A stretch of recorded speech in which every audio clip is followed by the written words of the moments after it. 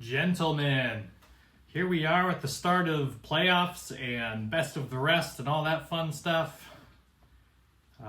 So that's exciting, right? I apologize for my absence last week. I just wasn't feeling it. I was kind of sick. I had like parent-teacher conferences. It was a whole thing. But what better time than this nice Thursday to mix up some cocktails, right? So, on we move. I believe this is like Battle Royale week or whatever.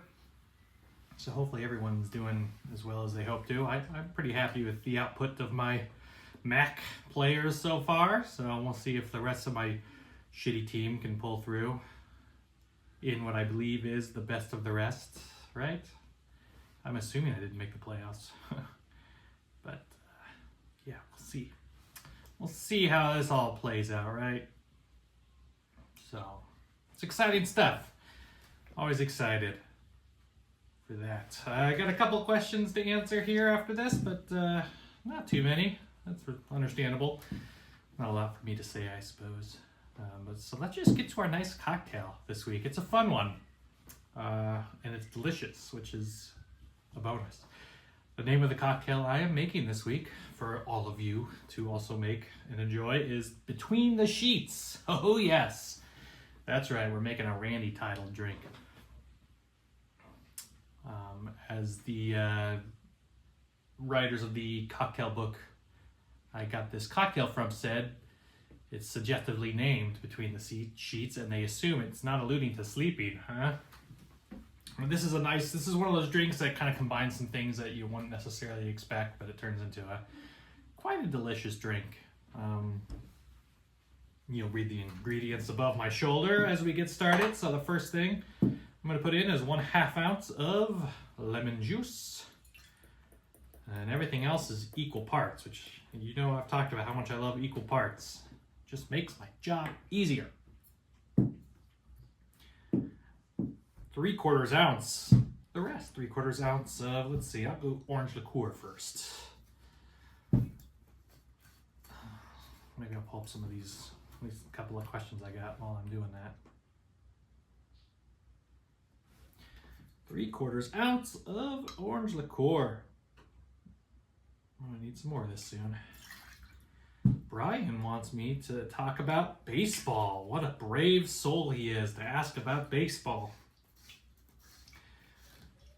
Brian wants to know, is Major League Baseball in crisis with 2 teams playing in minor league stadiums for the foreseeable future? Yes. It's interesting when the MLB does this kind of thing. That's 3/4 ounce of rum. Because no sport is more like statistically obsessive, you know? Like baseball is just like numbers are God, and it's very rare that other sports you can like ask about who's the world, like the career leader in this or that, and diehard fans of hockey will answer all the different questions and football and stuff, and maybe even casual fans might know some of that stuff. But like baseball, like even semi-casual baseball fans know about like Hank Aaron, and Ty Cobb, and Joe DiMaggio, and various hit streaks and strikeout leaders, all that kind of stuff. Like they're just baseball is so obsessed with numbers. Final ingredient is brandy. I have here my preferred cognac. So it's interesting to me that baseball, being so obsessive with numbers, is having 2 teams play in minor league stadiums where numbers are just going to be totally skewed and thrown off. These stadiums are not designed for major league teams. Oftentimes they have weird dimensions that can make them very big hitters parks or very big pitchers parks, depending. Oftentimes,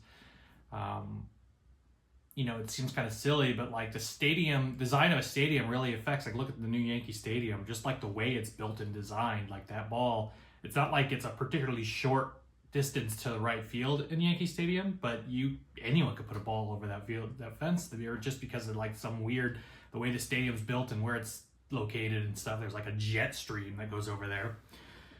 And so when you get to these like tiny little,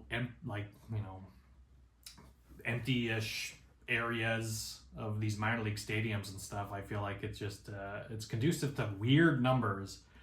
And it's going to be one of those things where like 100 years from now, some other civilization will be looking at our history in the rubble and wonder about like, well, that was the era that those particular teams, the Athletics and the Rays, they put up these really weird numbers because they were playing in real stadiums. So it's just kind of funny. I mean, it's all money.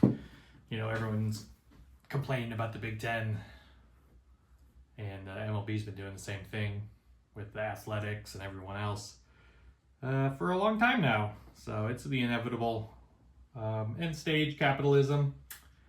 It's leading to pretty much all the terrible stuff going on right now, but that's just me.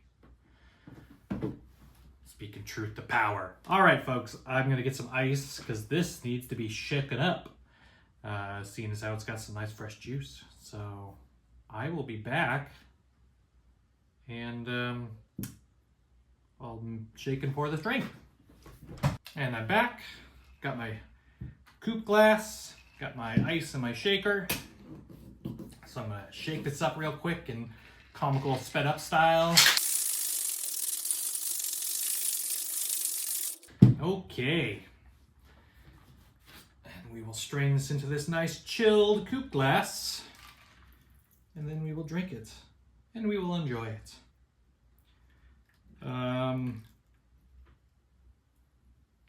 But I would say, just to finish off Brian's question, I don't know about baseball being in crisis because of that.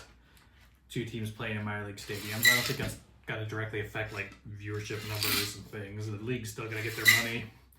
Owners are still going to get their money. And, fans of baseball in Oakland and Tampa are just screwed, I guess. But it's not really about them. Now is it?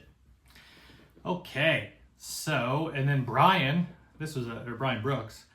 I don't know why, I know nobody calls him Brian, it's just, his name pops up, Brian Brooks, and I just go with it. But he had a funny joke question about how do I want to go, and what field do you want your remains under? Referring, I assume, to this silly,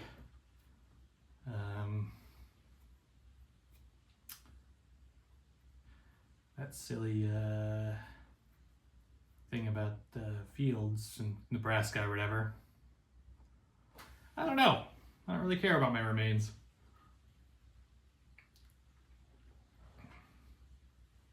Ooh, hachi-machi, that's good. I just want an excuse to say hachi-machi. It's got a little bit of like an orange creamsicle kind of feel to it, but classy. Anyway, how do I want to go? I don't really care. Just judging by my lifestyle and previous health issues and stuff, I'm guessing esophageal cancer is a good bet. Other than that, something in the brain, like dementia, Alzheimer's, something like that. That kind of runs in the old family. So that's probably how I'll go. I think if I had to choose what it said, I want it to be completely like mysterious. Just like under unknown circumstances for cause of death or non-disclosed issues, and just like nobody able to figure out why. Just like, why the fuck is he dead? How did this happen? So that would make me laugh. And as to what field to bury me under, I don't know.